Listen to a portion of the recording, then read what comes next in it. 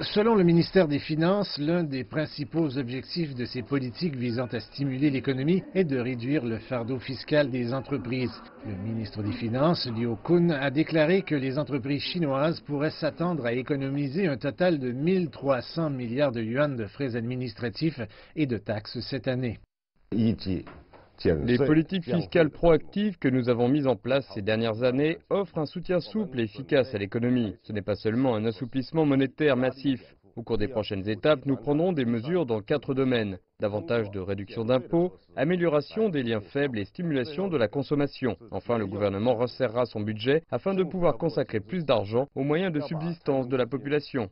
Le ministre des Finances a déclaré que le fardeau fiscal de la Chine avait diminué ces dernières années. Les chiffres du Fonds monétaire international montrent que les recettes fiscales de la Chine représentaient 29% du PIB en 2015. Ce chiffre est tombé à environ 28% en 2016, puis à 27% l'an dernier.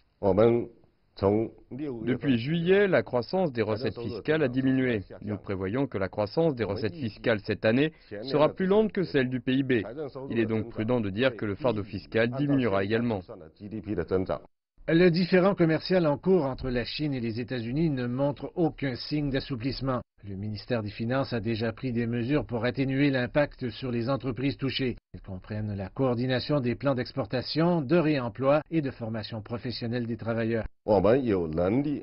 Nous sommes en mesure d'absorber l'impact des frictions commerciales. Je suis confiant dans l'économie chinoise.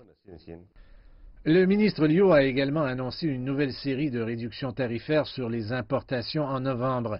Cela réduira encore le taux de droits de douane global de la Chine, qui passera d'environ 10 à 7,5%.